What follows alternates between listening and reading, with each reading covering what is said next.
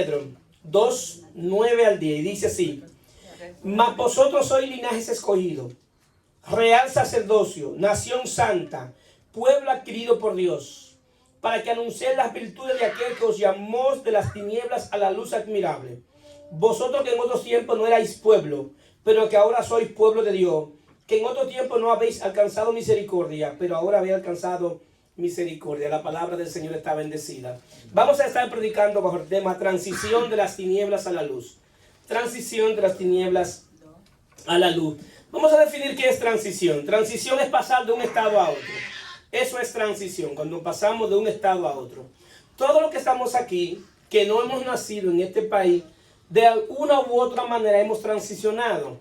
Porque muchos de nosotros vinimos de nuestros países y vinimos aquí a Estados Unidos a una cultura totalmente diferente, a un clima totalmente diferente, a una manera de comer totalmente diferente. Entonces, ¿qué pasa? Muchas veces tenemos conflictos porque no transicionamos. Porque aunque estamos aquí, muchas veces nuestra mente está allá. Y por eso mucha gente se deprime, por eso mucha gente no puede ser efectivo ni aquí ni allá. Porque su cuerpo está aquí, pero su mente está allá. Entonces, una de las cosas que para poder ser efectivo es que hay que transicionar. Saber que estamos aquí y tenemos que vivir como se vive aquí. Si muchas veces nosotros traemos lo que hacemos en nuestros países, vamos a ver que vamos a tener conflicto. ¿Por qué? Porque en nuestros países muchas veces no se cumplen las leyes como se deben cumplir, como se cumplen aquí. Y venimos aquí, entonces, hacemos lo mismo que hacemos en nuestro país y tenemos el problema. Y decimos, este país yo no lo entiendo, este país es malo. No, lo que pasa es que tú no has transicionado. El problema no está en el país, el problema está en ti que no has transicionado. Entonces es un conflicto interno cuando no transicionamos debidamente y eso trae efecto secundario, esa situación de no transicionar. Cuando nos damos cuenta, el primer hombre que transicionó en la Biblia, que pasó de un estado a otro, fue Adán. Adán pasó de un estado de estar en luz a estar en tiniebla. ¿Por qué? Porque cuando Dios puso a Adán en el huerto del Edén, el Edén significa lugar placentero, lugar de placer.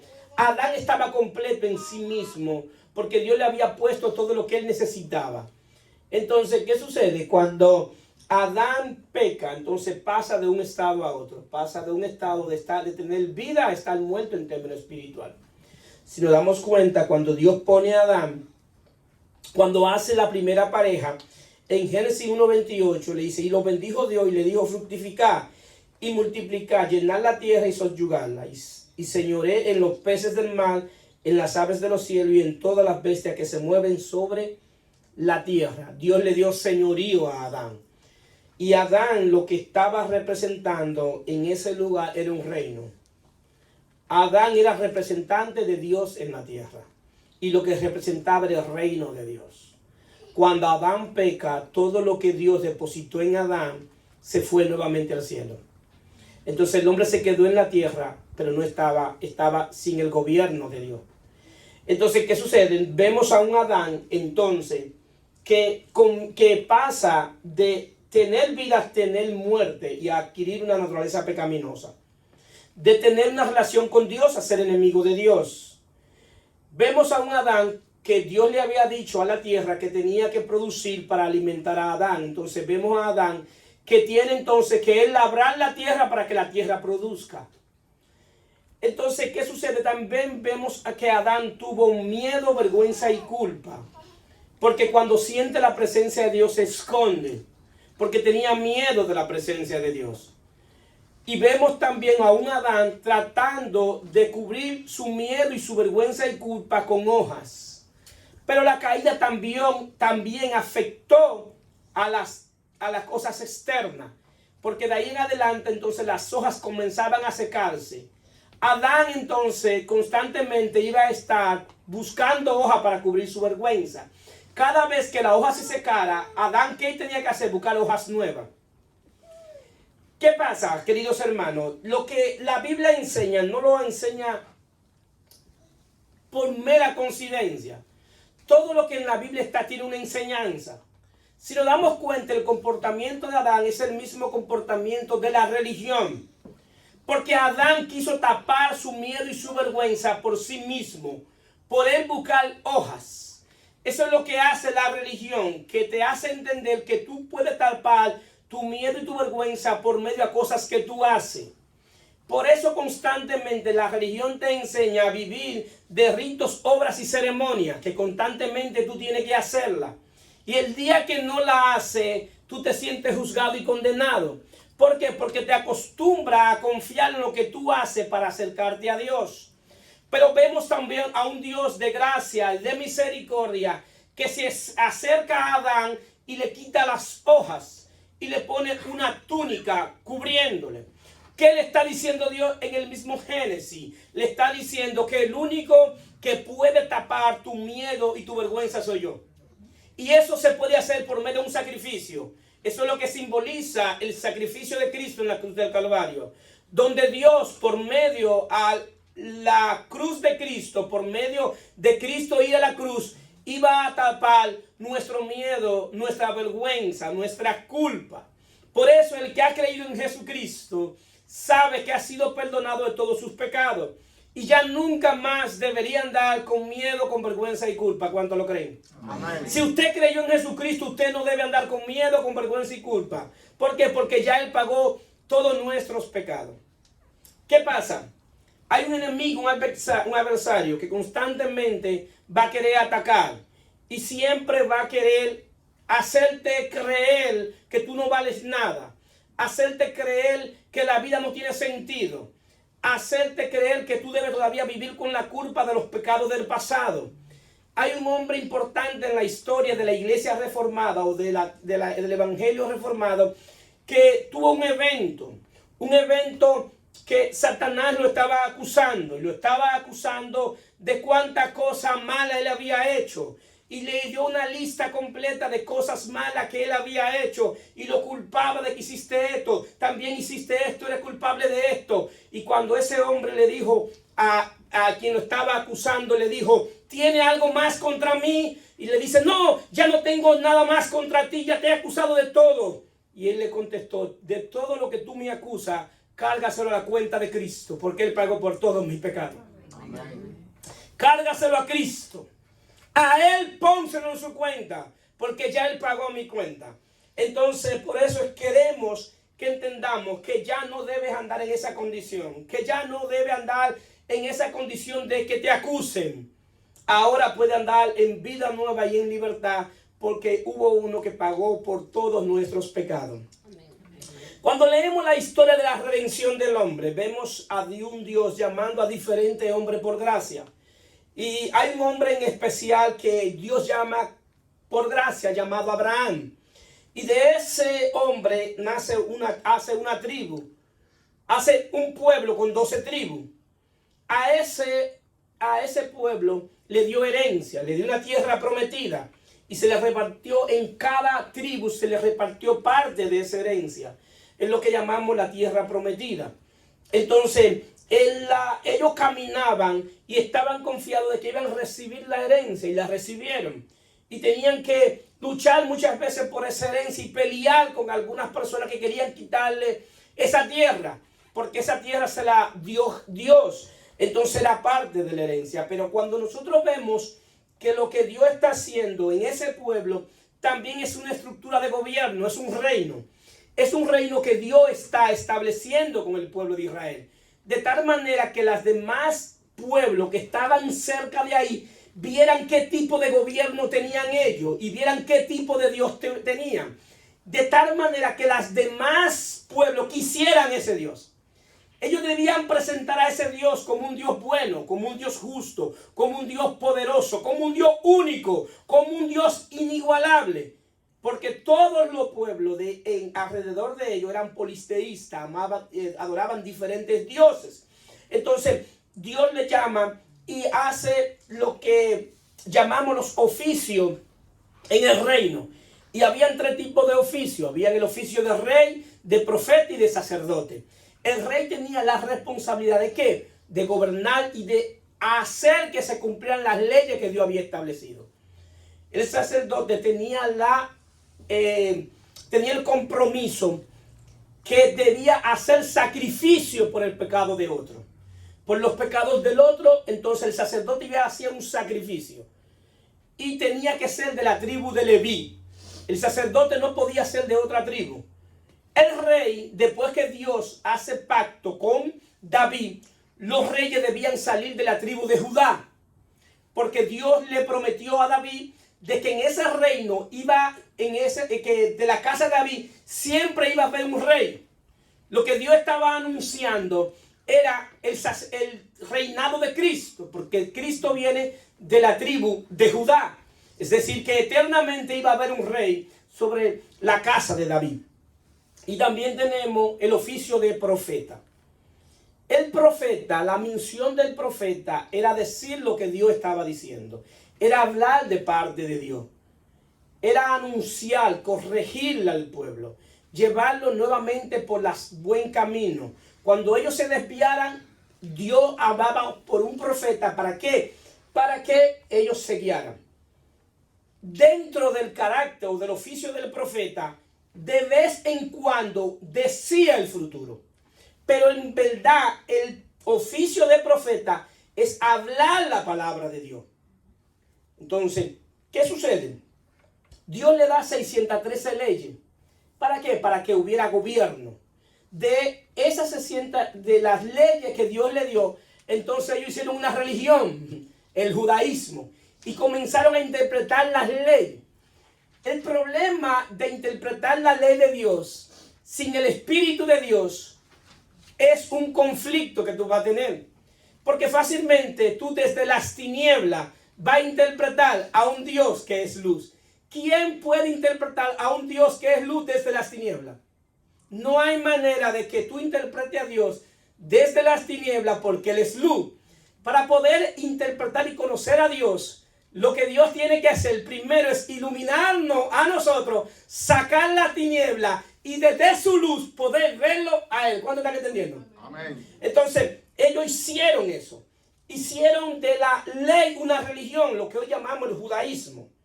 Por eso, cuando nosotros vemos que aparece nuestro Señor y Salvador Jesucristo, Jesucristo no trajo una religión. No trajo ninguna religión. Jesucristo no trajo ninguna denominación.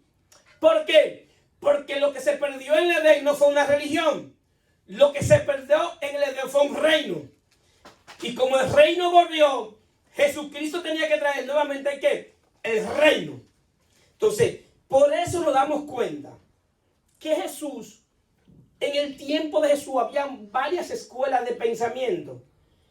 Y cada escuela de pensamiento enseñaba diferentes cosas. Vemos los fariseos, los saduceos, los escribas, los helenistas, muchísimas enseñanzas. La pregunta que quiero someter a consideración: ¿por qué Jesús no fue a donde ninguno de ellos a aprender? Jesús no fue a donde ninguna de esas escuelas a aprender. ¿Por qué? Porque ninguno de ellos representaban el reino. Ninguno de ellos enseñaban el reino. Jesús va donde un hombre a hacerse discípulo de él, por lo menos por un día, llamado Juan el Bautista. Juan el Bautista es el profeta de transición, que ayuda a transicionar de la ley a la gracia. Y Juan el Bautista era profeta, pero al mismo tiempo descendía de una familia sacerdotal, porque el papá de Juan era de la tribu de Leví. Es decir, que Juan por naturaleza también llevaba por dentro la naturaleza de sacerdote. Introduce lo que llamamos el bautismo en agua. El bautismo en agua es tipo, sombra y figura del bautismo que viene a ser en nosotros nuestro Señor y Salvador Jesucristo. Eso es lo que está enseñando. Un bautismo que simboliza la muerte, la sepultura y la resurrección. ¿Para qué? Para andar en nueva vida. Es decir, que ese bautismo en agua lo que está enseñando es algo que va a suceder en lo espiritual después de la muerte y la resurrección de Jesucristo. Que cuando viene el Espíritu de Dios a nuestro espíritu, se produce lo que se llama un nuevo nacimiento. Que es lo que Jesús le dijo a Nicodemo, que quiere ver el reino de Dios tiene que nacer del agua y del Espíritu. El agua simboliza la palabra y el espíritu, la regeneración del espíritu, que es cuando el espíritu de Dios viene a nuestro espíritu y nos da un nuevo espíritu y se hace una alianza con nuestro espíritu, y del espíritu humano que tenemos y el espíritu de Dios hacemos un solo espíritu. Entonces ahí es que verdaderamente podemos ver el reino de Dios. ¿Por qué? Porque el reino de Dios es invisible. El reino de Dios no es visible. El reino de Dios no es comida ni bebida, sino justicia, gozo y paz en el espíritu. Por eso todo aquel que esté en este reino tiene gozo, tiene paz y anda en justicia. ¿Por qué? Porque está en un reino nuevo. Jesús dijo en Juan 18:36, mi reino no es de este mundo. Es decir, mi sistema de pensamiento no es de este mundo. Entonces, ¿qué sucede? Jesús tuvo mucho conflicto. Y tuvo mucho conflicto porque ese pueblo transicionó de tener una relación con Dios a ser un pueblo legalista, a ser un pueblo que trataba de acercarse a Dios por cosas que ellos hacían. Y ese era el gran conflicto con Jesús, porque ellos no representaban a Dios. Aunque ellos creían que representaban a Dios, no representaban a Dios. Porque cuando tú representas a alguien, tú debes portar el carácter de que tú representas. Y el carácter de ellos no era de un Dios como Dios se había revelado, como un Dios bueno, como un Dios de paz, como un Dios de justicia. Entonces Jesús con los únicos que Jesús chocó fue con los religiosos. Ustedes nunca vieron a Jesús chocando con un pecador. Al contrario, él decía que a eso había venido, a buscar a los pecadores. Jesús no rechazaba a un pecador. Hasta comía y bebía con ellos. Le decían que era comelón y bebedor, porque compartía con ellos. ¿Qué sucede? Jesús estaba seguro de sí mismo. Estaba completo en sí mismo y estaba seguro a que él había venido. Todo el que entra a este reino tiene que saber que tú tienes un compromiso y no es con un hombre. Si tú entras a este reino, tú tienes un compromiso y es con Dios. Tú tienes compromiso con un reino, con el reino de Dios, no con un hombre en particular. A quien tú le sirves es a Dios. Por eso mucha gente hoy se van de la iglesia o no quieren estar en la iglesia, porque cuando ellos vienen a la iglesia entran por la fe pero transicionan, y en vez de tener una relación con Dios tienen una relación con el hombre y creen que lo que dice el hombre eso es así, y creen que ese hombre es Dios encarnado de cierta manera. Por eso cuando ese hombre le falla, ellos pierden la fe. El problema es que tu fe no estaba puesta en Dios sino en el hombre.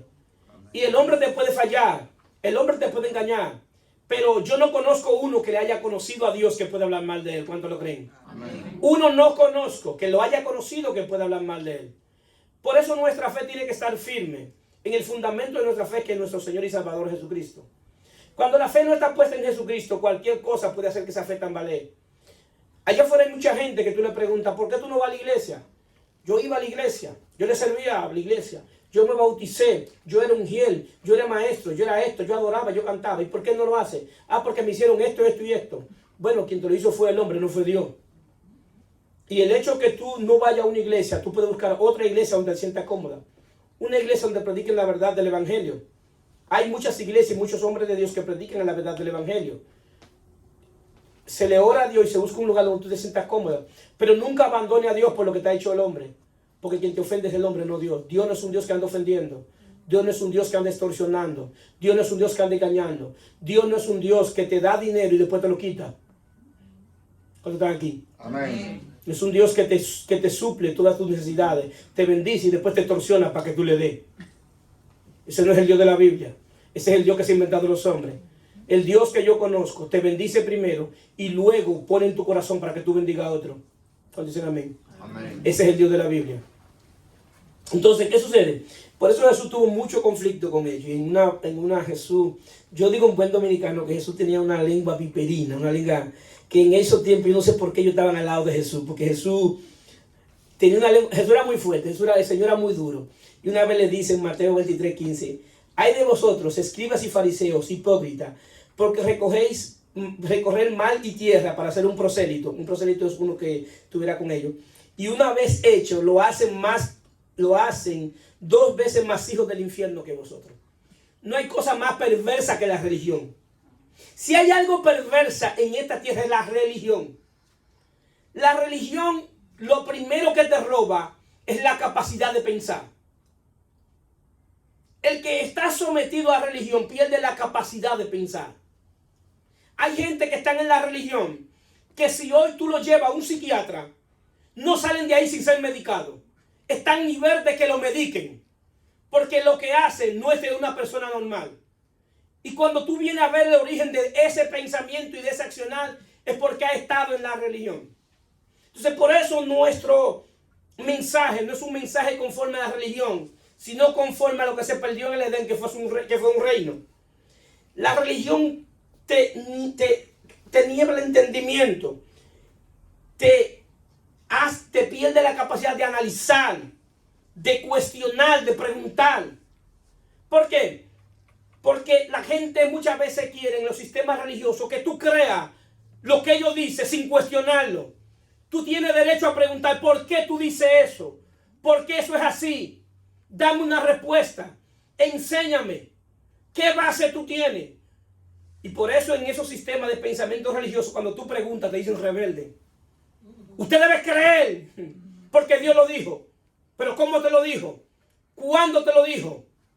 ¿De qué manera?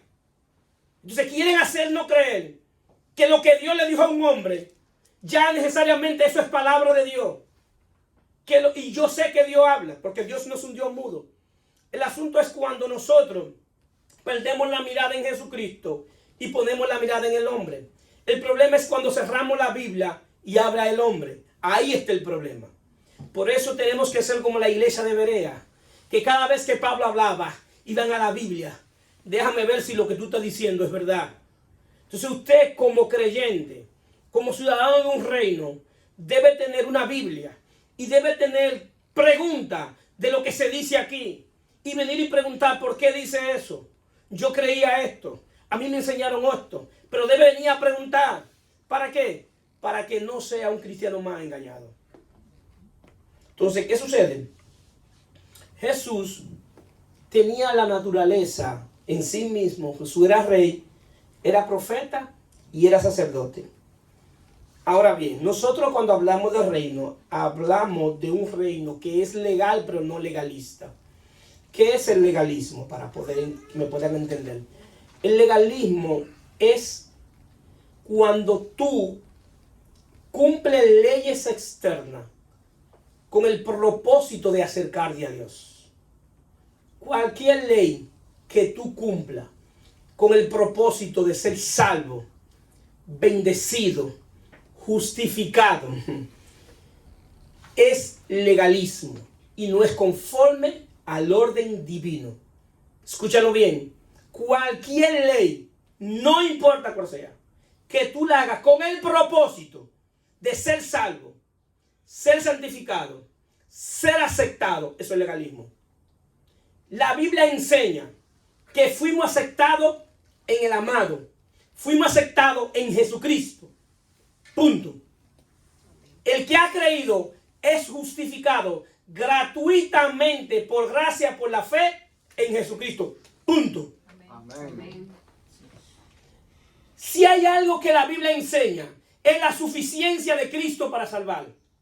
Es la suficiencia de Cristo para mantenerme salvo. Es la suficiencia de Cristo para santificarme. Es la suficiencia de Cristo para que ande en buena obra. Es la suficiencia de Cristo para que en la vida de Él ande en nueva vida. Si hay algo que la Biblia no tiene perdedera, es de eso. La suficiencia de Cristo. Cuando alguien te enseña o te dice que aparte de la fe en Jesucristo, tú tienes que hacer otra cosa, está mezclando la ley con la gracia. Dios te salva por gracia y tu salvación se mantiene por la misma gracia que te salvó. La misma gracia que te alcanza es la misma gracia que te sostiene. Bendito sea Dios. Entonces, ¿qué pasa? La cruz es un acto legal. En la cruz una transición legal. La cruz hay que verla en su justo contexto. En la cruz una transición donde Jesús tomó todos nuestros pecados y entregó su vida. Legalmente, la cruz hubo una transición donde todos aquellos que descienden de Adán murieron en la cruz juntamente con Cristo. Lo que Jesús va y lleva a la cruz es la naturaleza adámica. El hombre que es nacido de Adán, el que después que pecó tuvo una naturaleza pecaminosa. Jesús nunca tuvo pecado, pero todos nosotros le pusimos las manos a Jesús y le transferimos todos nuestros pecados. En la ley, cuando tú llevabas un sacrificio, un cordero, el deudor, el que llevaba al cordero, le ponía la mano al cordero en lo que se llama la ley de traspaso, donde tú le traspasabas tus pecados al animal, y Dios ponía la mirada en el animal y moría el animal. En vez de morir el pecador, moría el animal. Eso es lo que se llama la expiación. Había expiación, pero no había perdón de pecado. La ley no perdonaba pecado, porque para que Dios, cuando perdona, Dios se reconcilia. Cuando Dios perdona, da nueva vida. Cuando Dios perdona, olvida todos tus pecados. Cuando Dios perdona, comienza un proceso por medio del Espíritu, lo que se llama el proceso de santificación, donde nos vamos alejando del pecado, porque el Espíritu de Dios comienza a trabajar en nosotros. En el antiguo pacto no sucedía eso. Solamente traspasaba, ponía la mano, expiaba el pecado, pero no había perdón, sino expiación. En esa expiación, entonces, ¿qué sucedía? Que ese pecador nunca se le quitaba el deseo de pecar. Seguía siendo el mismo pecador cuando salía de hacer el sacrificio. Fácilmente en 15 días o en 2 días tenía que hacer otro sacrificio por el mismo pecado. En Cristo Jesús no es así. Jesucristo, lo que pasó fue que todos nosotros le pusimos la mano a Él y le pasamos todos nuestros pecados. Él llevó nuestra culpa. Por eso es llamado por Isaías, uno de los nombres, que poco lo usan, este nombre, varón de dolores, experimentado en quebranto. Mucha gente sabe mucho nombre de él y habla de muchos nombres, pero este nombre tiene un significado: varón de dolores, experimentado en quebranto. Ese es el nombre que Isaías le da a nuestro Señor y Salvador Jesucristo, porque Él llevó toda nuestra culpa, llevó nuestra vergüenza, llevó todo nuestro miedo, toda nuestra ansiedad, llevó toda nuestra depresión, llevó toda nuestra amargura, llevó todas nuestras rebeliones. Él llevó todo lo malo que puede hacer un hombre para que pudiéramos recibir todo lo bueno que puede dar un Dios. ¡Aleluya! Eso hizo mi Señor y Salvador Jesucristo. ¿Qué sucede? Como el viejo hombre murió en la cruz, todo lo que muere se sepulta para que no se vea más. Entonces, en la resurrección nace un nuevo hombre creado en Cristo Jesús, lo que llamamos el nuevo hombre. Ese nuevo hombre tiene nueva mente, nuevo corazón y nuevo espíritu. Tiene nueva fe, nueva motivación, tiene nueva esperanza. En el nuevo hombre Dios ha hecho nuevo todo. Todo es nuevo en el nuevo hombre. Entonces, ¿qué sucede? Por eso este nuevo hombre, cuando Dios lo hace nuevo hombre, no puede permanecer en las tinieblas. ¿Por qué? Porque no pertenece a las tinieblas. ¿A dónde pertenece? A la luz. Por eso tiene que ser trasladado a donde Él puede crecer. Porque en las tinieblas Él no puede operar. Tiene que llevarlo al hábitat donde Él puede operar, que es la luz. Por eso Pablo dice en Colosenses 1:12, con gozo dando gracias al Padre que nos hizo apto para participar de la herencia de los santos en luz, el cual nos ha librado de la potestad de la tiniebla y trasladado al reino de su Hijo amado. Es decir, que cuando Adán perdió el reino en el Edén, ahora en Cristo nos devuelven al reino, pero al reino de Cristo. Ese es el reino que hoy estamos, que es un reino invisible, donde Cristo es nuestro rey. Reino es kingdom, es gobierno. Es decir, que en este reino quien debe gobernar mi vida es nuestro Señor y Salvador Jesucristo. ¿Cuántos están aquí? Amén. Jesucristo es que debe gobernar mi vida. ¿Por qué? Porque Él es el rey. Él es el rey que viene en espíritu y viene para gobernar mi vida. ¿Por qué? Porque todos nosotros, desde que nacemos, se nos ha dado la capacidad de administrar nuestra vida, de manejar nuestra vida, ¿verdad? Lo malo que todos nosotros, antes de llegar a Cristo, manejamos nuestra vida. Y tengo por seguro que todito la chocamos. ¿Sí o no? Todo aquel que nació sin Cristo, desde que comenzó, fue chocando su propia vida. Después que yo entendí lo que es el señorío de Cristo, yo tengo miedo de administrar mi propia vida. Porque el día cuando la administro, la choco. Entonces, ¿qué sucede? A este nuevo hombre, que se le dio nuevo espíritu, nueva mente y nuevo corazón, opera en un reino, que es un reino de luz, que es el reino de Cristo. Las tinieblas simboliza ignorancia. Las tinieblas simboliza falta de entendimiento. Las tinieblas es retroceso. Y las tinieblas de por sí no existe. Las tinieblas existen por la ausencia de luz. Donde no hay luz aparecen las tinieblas. Para que la tiniebla se vaya es por medio a la luz. Entonces cuando llega la luz, las tinieblas desaparecen. A este nuevo hombre, también como al pueblo de Israel se le dio una herencia. A todo nuevo hombre se le dio una herencia. A ellos se les dio un monte. Hay gente que canta todavía, este monte mío me lo dio Jehová. Pero cuando yo entendí que a mí se me dio cosas mejores, yo no canto que este monte es mío, porque a mí no se me dio un monte. La herencia que se me dio fue el Hijo impartido en mi espíritu. Aleluya. Aleluya, gloria a Dios. El Hijo se impartió en nuestro espíritu y nuestra herencia es Cristo misma. Es mayor que un monte. Es mayor que tener un monte. Es tener la vida de Dios. Todo aquel que ha creído en Cristo lo que tiene es la vida de Dios. La vida Zoé, la vida no creada. Es decir, que lo que estamos administrando es cosa de vida. ¿Qué sucede? Este hombre también, que es nuevo, tiene un sello. El sello del Espíritu, que simboliza pertenencia.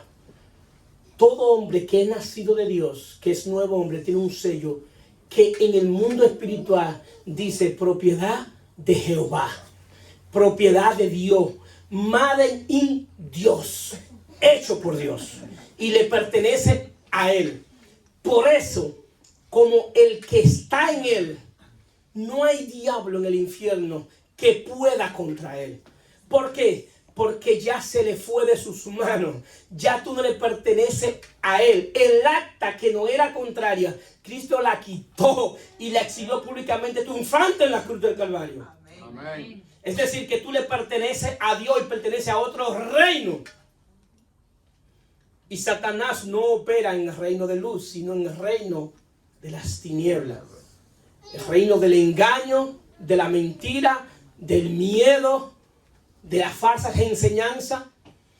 Toda enseñanza que no proceda del fundamento de Jesucristo es doctrina de demonio. Toda enseñanza que no proceda como fundamento desde Jesucristo es doctrina de demonio. Y lo van a entender más adelante. Entonces, ¿qué pasa?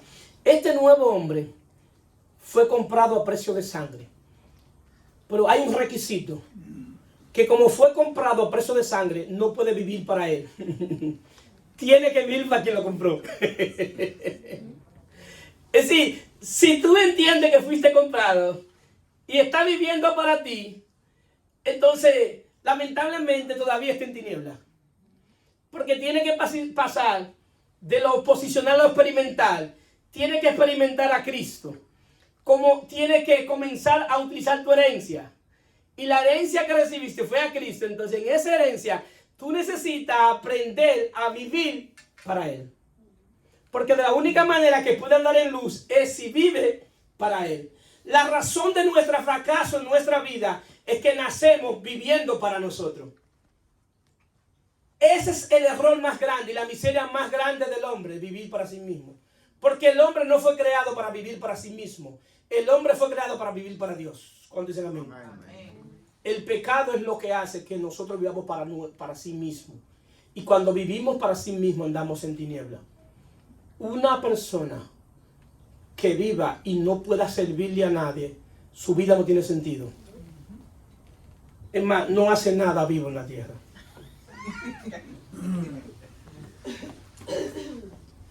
El hombre fue creado para vivir para Dios y en Dios ayudar a aquellos que tienen necesidad. Desprenderse de algo.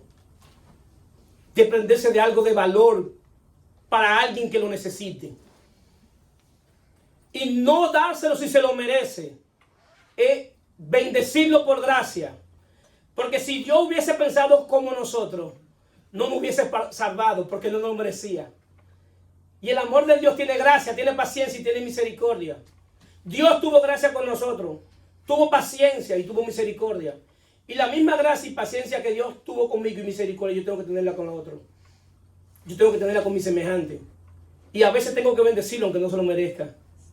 A veces tengo que tener paciencia aunque no se lo merezca. A veces tengo que tener misericordia aunque no se lo merezca. ¿Por qué? Porque Dios tuvo todo eso conmigo. Entonces andar en luz es manifestar no la luz mía, sino la luz de Cristo. Esa luz. El problema es que hay mucha gente que manifiesta la luz de un ministro, de un pastor o de una denominación. Y es la luz de Cristo que yo tengo que manifestar. Que donde quieran que yo vaya y me vean, no me identifiquen por lo que yo soy. Si soy pentecostal, católico, bautista, adventista, que me identifique como hijo de Dios. Porque es la luz del Hijo de Dios que tenemos.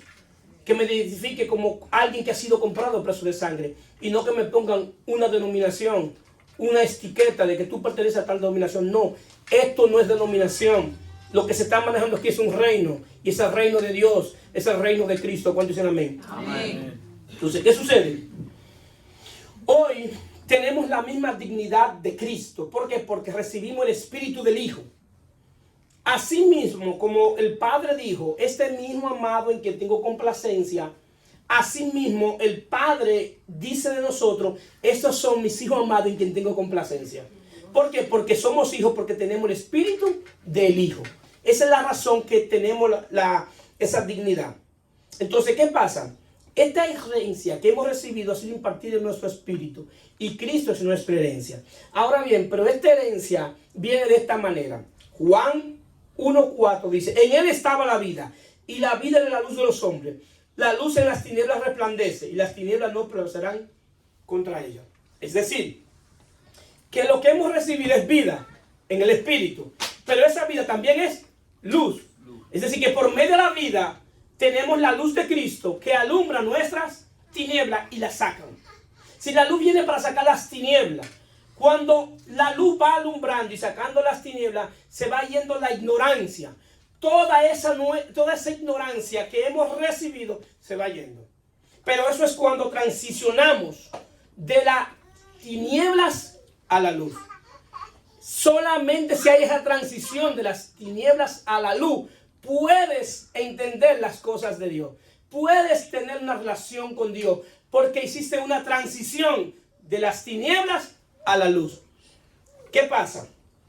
Nosotros no somos luz porque tenemos luz propia. Tenemos luz porque tenemos la vida de Dios.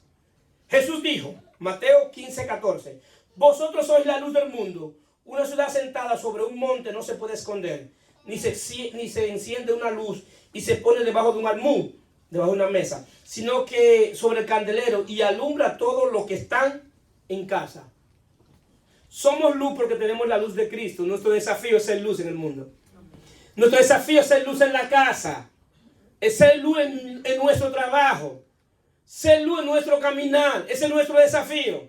Ser luz en nuestro comportamiento. Ese es el desafío de los hijos de Dios. Ser luz donde quiera que tú estés, ser luz. Ese es el desafío. Entonces, ¿qué sucede? Hay otro tipo de transición que se da mucho y común, que es una transición de religión a religión. Hay gente que está en una religión, no le gusta y se cambia a otra religión. Entonces se transicionó a una religión. Entonces él tenía la doctrina de esa religión y cuando transicionó a otra, tiene la doctrina de esa otra religión, pero sigue siendo religión. Porque hay una transición de religión a religión. ¿Con quién sucedió eso en la Biblia? Con los Gálatas. Los Gálatas se les predicó el Evangelio y se le presentó a Cristo como único medio de salvación. Y Pablo le enseñó un solo evangelio, que es el evangelio de Dios acerca de su Hijo Jesucristo. Luego que Pablo se va, entra un maestro judaizante y le dicen lo siguiente a los Gálatas. Óigame, Cristo los salva, pero para sostener esta salvación, ustedes ahora tienen que hacer obra. Tienen que circuncidarse y guardar el sábado. Entonces, los Gálatas estaban bien, creyendo en esos nuevos maestros. Cuando Pablo se entera, le envía las cartas de las Gálatas. Y es la única carta que él no saluda. Es la carta de un apóstol enojado. Y le dijo, yo quiero saber quién fue que lo embrujó. ¿Quién fue que lo hechizó a ustedes? Lo que ustedes aprendieron no procede de mí. Todo ese disparate que ustedes están creyendo no se lo enseñé yo. Yo le presenté un solo evangelio. Y si viene otro, a un ángel nacido del cielo, bajado del cielo, presentándole otro evangelio, sea anatema. Porque solamente hay un solo evangelio. Eso pasa mucho. Que llegamos a Cristo por la fe y queremos mantener la salvación, la santificación, la bendición por las obras. El día que haga eso, pasaste de la ley a la gracia. Amén. Porque tú fuiste salvo por gracia y quieres mantener la salvación por obra. Y por eso Pablo le explica en Gálatas 5:5 y le dice de esta manera: está pues firme en la libertad como Cristo nos hizo libre, y no estáis otra vez sujeto al yugo de la esclavitud. He aquí, yo Pablo os digo que si os circuncidáis, de nada aprovechará Cristo. Y otra vez testifico a todos los hombres que se circuncidan, que están obligados a guardar toda la ley. De Cristo te desligaste, lo que por la ley os justificáis. De la gracia habéis caído. Pues nosotros por el Espíritu guardamos por la fe la esperanza de la justicia. Porque en Cristo Jesús ni la circuncisión vale algo, ni la inclusión, sino la fe que obra por el amor. La fe que obra por el amor. Vosotros corríais bien. ¿Quién os estorbó para que obedecea a la verdad? Está pues sabido, esta persuasión no procede de aquel que os llamó. Un poco de levadura leuda toda la masa. Él dice, solamente una pica de obra que tú le agregas al evangelio la contamina. Una pica de hacer una obra para alcanzar el favor de Dios la contamina. Sí te sale ya. Un chin, una sola.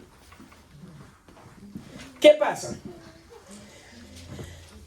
Miren, queridos hermanos, la evidencia de que alguien se quiere justificar por las obras, ¿sabe cuál es? Que el día que no la hace se siente pecador. Cuando te imponen un reguero de cosas que tú tienes que hacer para acercarte a Dios, el día que falla en una, tú sales a la calle buscando y esperando la condenación. Porque te sientes un perseguido y te sientes condenado porque no hiciste una obra. Esa es la evidencia. Escúchenme algo. Lo que somos de Cristo, en nuestro espíritu hay una fe. Y esa fe nos da confianza de la obra perfecta de Cristo en la cruz. El que espera en Él está confiado de su obra porque su obra fue perfecta. Por eso no hay ninguna condenación para los que están en Cristo Jesús. No los que andan conforme a la carne, sino conforme al Espíritu. Porque la ley del Espíritu de vida en Cristo me ha libertado de la ley del pecado y de la muerte. Me dio otro régimen de vida. Ahora, no es que yo no tengo ley, no es que no tenemos ley. Es que tenemos una ley que se llama la ley del Espíritu de vida. Es decir, que lo que yo hago es porque nace del amor que está en mí. Y si yo lo hago por el amor que está en mí, por Él, y hago una obra por el amor de Él, no hay problema, porque esa obra nació del amor. Esa obra no nació para justificarme o ser aceptado o ser bendecido. Nació porque yo lo amo y quiero obedecerle. Amén. Entonces, no es que estamos en contra de las obras. Lo que pasa es que la obra tiene que nacer del amor. No una obra para yo acercarme a Él o sentirme justificado. Hoy las iglesias están llenas de gente que fueron a la iglesia a pelear una bendición, a buscar una bendición. Y hoy mucha gente fueron cargados por situaciones. ¿Sabe qué es lo peor? Que salen de la iglesia más cargados. Salen de la iglesia sintiéndose más pecador. Porque desde aquí arriba le dicen lo malo que ellos son. Y el evangelio no es decirte lo malo que tú eres. El evangelio es decirte lo bueno que es Dios. Amén. Es decirte lo bueno que es Dios. Que el único que puede sacarte de esa situación que tú estás viviendo es Dios en Cristo Jesús. Que no hay otro. Que no es decirte los pecadores las veces que tú has fallado. Sino el poder de Dios que es capaz de levantarte cuantas veces tú hayas caído. Dios es poderoso para levantarte si has caído. Y también es poderoso para mantenerte sin caída. Por eso es que hay que descansar en la obra de Él. Porque la obra de Él es perfecta. Y fue perfecta en la cruz. Pero también perfecta en nosotros por medio de su Espíritu. Lo que hemos visto hoy. Que de 10 cristianos evangélicos. De 8 a 9 no han escuchado el verdadero evangelio. Los que han escuchado mandamiento y dogma de hombres. Hombres que han estado en las tinieblas. Y que de las tinieblas han querido traer luz. Nadie en tinieblas te puede sacar a la luz. Para que alguien te pueda llevar de las tinieblas a la luz, él tiene que estar en luz. Entonces hay gente en tinieblas que te dicen cosas, pero te las dicen desde su propia tiniebla. ¿Qué hacen eso? Te llevan todavía más a las tinieblas. El único que te puede sacar de las tinieblas a la luz es mi Señor y Salvador Jesucristo. Gloria a Dios. Te aseguro que si pones tu confianza en Él, Él te saca. Y va a comenzar a ver la vida diferente. Entonces, ¿qué pasa? Toda obra que nace de Cristo, de la naturaleza de Cristo, por amor a Él, va a producir en nosotros gozo, paz y alegría. Porque nace de Él. Sí, la salvación no es por obra, para que nadie se gloríe. Pero el que es salvo anda en buenas obras y anda en obediencia. Pero esa buenas obras es el resultado de la vida de Él en nosotros. Es decir, que el que ha creído verdaderamente anda en buenas obras y anda en obediencia. Y lo que hace, lo hace para obedecerle a Él. No importa lo que haga, si nace del corazón, en amor y en gratitud, no hay ningún problema. Porque nació de una gratitud. ¿Sabe cuál es el problema? Cuando tú haces una obra buena y por esa obra que tú haces te sientes mejor que yo que no la hago. Y me ve que tú eres más santo que yo. ¿Por qué? Porque yo hago esto y esto y esto y tú no lo haces. Digo, pues está bien. El asunto es que yo descanso en la obra de Cristo. Y lo que hizo por mí fue perfecto. Y toda obra que yo tenía que cumplir en la ley, ya Él la cumplió conmigo en la cruz. Por eso ahora Cristo es mi ley. Y vivimos bajo la ley de Cristo. Es una nueva ley. Donde lo que hacemos, lo hacemos por amor. Nos matamos, nos robamos, nos adulteramos, no deseamos lo de mi semejante. ¿Por qué? Porque me lo pusieron en una ley, en una tabla. No, porque se escribió en mi corazón. Por el Espíritu de Dios. Si que la ley no está afuera ahora. Mi ley se me metió por dentro. Porque mi ley es Jesucristo. Y por medio de su Espíritu está escrito en mi corazón. Esa misma tabla que se le dio a Moisés para que bajara con ella. Es la tabla que se me dio en el Espíritu. ¿Para qué? Para que yo ande con ella. Ahora están aquí. Amén. Es diferente, no es lo mismo. Entonces, ¿qué sucede? El primer hombre transicionó de creer en la mentira. El primer hombre transiciona por creer en la verdad. Lo que nos hace libre es la verdad de Dios en Cristo Jesús. Eso es lo que nos hace libre. Para alguien poder transicionar completamente y entender las cosas del reino, primero su mente debe estar libre. Al que al Hijo libertare, verdaderamente será libre. Es decir, que el Espíritu de Dios que nos liberta. Y donde está el Espíritu del Señor, allí hay libertad. Porque el Señor es el Espíritu. Es decir, que quien me liberta mi espíritu es el Señor, es el mismo Cristo. ¡Pah! Me liberta. Me liberta y me alumbra. Y en la luz de Él, yo comienzo a ver hacia atrás todo lo que se escribió. Y veo todo lo que se estaba diciendo. Y veo todo lo que se escribió. Y comienzo a leer para atrás, a buscar. Y me doy cuenta que todo lo que se dijo y se escribió fue por Él. Todo lo que se dijo y se escribió fue por Él. Ustedes erráis porque ustedes escudriñan las Escrituras. porque os parece que ahí está la vida eterna y no quieren venir a mí. Ellas son las que dan testimonio de mí, que yo soy la vida eterna. Eso lo dijo a los escribas y fariseos. Le voy a traducir en dominicano o en español. Ustedes leen la Biblia buscando la vida eterna. En la Biblia no está la vida eterna. La Biblia da testimonio de quién tiene la vida eterna. La vida eterna está en mí y ustedes no quieren venir a mí. No se trata de leer mucho, se trata de ser iluminado por Cristo para entender. De eso se trata. Y es bueno leerla, pero con el entendimiento. ¿Para qué? Para que aprovechemos las riquezas que hay en esas sagradas escrituras.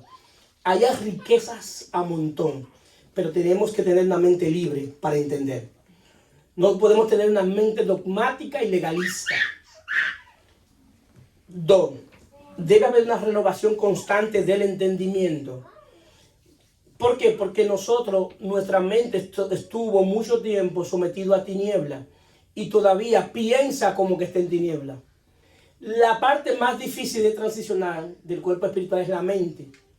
Eso pasa cuando lo que le conté al principio, venimos de nuestros países y estamos en Estados Unidos, pero nuestra mente está allá. Eso hace que no funcionemos. Para que nosotros podamos funcionar en este reino, debemos transicionar nuestra mente desde las tinieblas a la luz. Porque eso es lo que va a hacer transicionar. Porque ya yo no estoy en las tinieblas, ni ustedes están en las tinieblas, están en la luz. ¿Por qué? Porque creyeron en Cristo. Todo el que está aquí, que ha creído en Cristo, está en luz. Ahora bien, ¿qué le hace falta? Comenzar a trabajar su mente desde la luz. Porque ya tú no estás en tinieblas. Y lo más difícil de transicionar es aprender a pensar. Aprender a pensar. Jesús le dijo: el reino de los cielos se ha acercado. Arrepentido y creed en el evangelio. El arrepentimiento y el creer van de la mano. Porque para tú arrepentirte tienes que creer. Y para creer tienes que arrepentirte. Arrepentido es metanoia, cambia tu manera de pensar.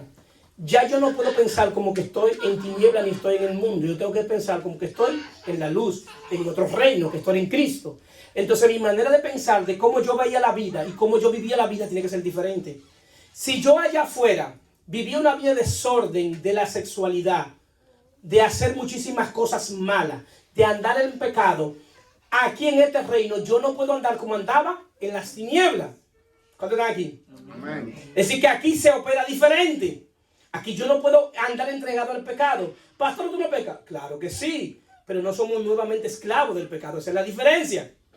¿Por qué? Porque ya no soy libre. Entonces, ¿cómo si Él te dice libre, tú puedes volver a lo mismo? No. Cuando tú eres libre, entonces tú comienzas a amar lo que Dios ama y a odiar lo que Dios odia. Entonces, en este reino se opera diferente. En un reino de luz. Entonces, viene una renovación constante de nuestra mente. Y tercero y último, tenemos que tener una mente enseñable. ¿Qué es una mente enseñable? Una mente que es capaz de aprender. ¿Qué implica eso? Que hay cosas que yo aprendí que tengo que desaprender para poder aprender. ¿Cuál está aquí? Amén. Hay muchas cosas que nos enseñaron. Muchísimas cosas nos enseñaron a nosotros en nuestra vida eclesiástica. Ahora bien, pero a la luz de Cristo, cuando la sostenemos, hay muchas cosas que no se pueden soportar con la Biblia abierta. Hay mucha gente que enseñaron cosas con la Biblia cerrada. Por eso ahora tiene que venir la luz para que podamos verla con la luz de Cristo, a Biblia abierta. A ver de dónde sale eso, quién lo enseñó. El origen de esa enseñanza. Cada enseñanza tiene un origen, ¿sabían eso? Entonces, por eso Pablo dice de esta manera, para finalizar: mas vosotros no habéis aprendido así a Cristo. Es decir, que todo lo que nosotros aprendimos, no lo aprendimos de Cristo. Todo lo malo que aprendimos, no lo aprendimos de Cristo. Dice: si en verdad le habéis oído y haber sido por él enseñado, ahora Cristo tiene que venir a enseñarme. Pero ¿cómo me enseña? Por medio de su Espíritu. Conforme a la verdad que está en Jesús. No, dice, conforme a la verdad que está en el pastor Ariel. Así es que dice. ¿Es así que dice? No. Conforme a la verdad que está en Jesús. En cuanto a la pasada manera de vivir, despojado del viejo hombre que está viciado conforme a los deseos engañosos, y renovado en el espíritu de nuestra mente. Es decir, que ahora quien nos va a enseñar, ¿quién es? El Espíritu de Dios. Pero yo tengo que despojarme de todo lo viejo, porque en todo lo viejo está también todo lo malo. El viejo me está corrompido por los deseos engañosos. Y todo lo que yo aprendí desde la tiniebla pertenece al viejo hombre. Entonces yo ahora tengo que despojarme de todo lo viejo que aprendí y comenzar a vestirme de nuevo y aprender. ¿De quién? De Cristo. De lo que dice en su palabra. De lo que dice en su espíritu. ¿Para qué? Para andar en nueva vida. Y ahí entonces operar desde un mundo caído, operar en un reino que es luz. La gente no nos va a entender. Claro que no. Porque para el que no cree esto es locura. Y nos van a atacar. Y van a querer sacarnos del camino. ¿Por qué? Porque no entienden. Pero que el hombre natural no puede percibir las cosas que son del espíritu. Nos dicen, ahí están reunidos un reguero de locos. Tomaría que yo tener esa locura. Tomaría. ¿Por qué? Porque las cosas del espíritu se entienden por el espíritu. Y el espíritu de Dios te va a libertar, te va a enseñar, va a renovar tu entendimiento. ¿Bien? Pero tiene que tener una mente enseñable, capaz de decir, lo que yo aprendí, lo aprendí mal. Tengo que volverlo a aprender. Bien, se puede poner de pie.